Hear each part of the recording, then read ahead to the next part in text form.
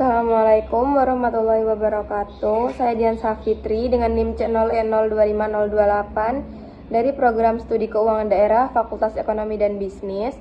Di sini saya akan menjelaskan tugas perpajakan 1 pada pertemuan keempat di RPS, yakni mengenai timbulnya hutang pajak, penagihan pajak, dan hapusnya hutang pajak. Yang pertama adalah timbulnya hutang pajak. Pengertian hutang pajak sendiri adalah pajak yang masih wajib dibayarkan oleh seorang wajib pajak berdasarkan peraturan perundang-undangan perpajakan. Di Indonesia sendiri menganut teori material, yaitu hutang pajak timbul secara otomatis ketika syarat subjektif atau misalnya seorang menjadi wajib pajak dan objektif atau misalnya memperoleh penghasilan.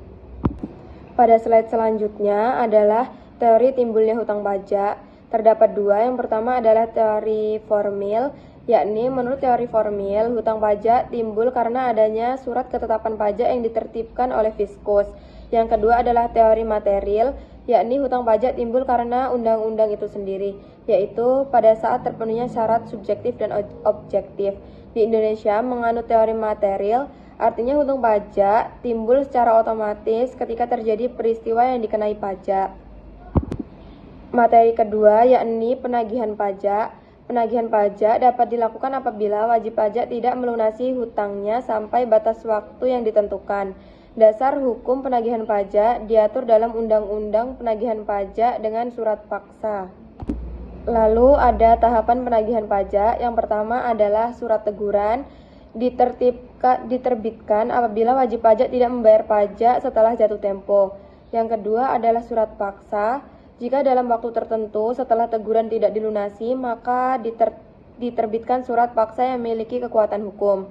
Yang ketiga adalah penyitaan. Apabila setelah surat paksa masih belum dibayar, dilakukan penyitaan terhadap harta wajib pajak. Lalu yang terakhir adalah pelelangan. Barang yang disita dapat dilelang untuk melunasi hutang pajak tersebut. Materi terakhir adalah hapusnya hutang pajak. Hutang pajak tidak berlaku selamanya. Dalam kondisi tertentu, hutang pajak dapat dihapus. Yang pertama adalah karena pembayaran. Cara utama hapusnya hutang pajak adalah melalui pembayaran. Yang kedua, kompensasi. Apabila wajib pajak memiliki kelebihan pembayaran pajak, maka dapat dikompensasikan dengan hutang pajak lainnya. Yang ketiga adalah daluarsa. Hak negara untuk menagih pajak memiliki batas waktu tertentu, umumnya 5 tahun. Jika lewat waktu tersebut, hak penagih menjadi daluarsa. Yang keempat adalah pembebasan atau penghapusan.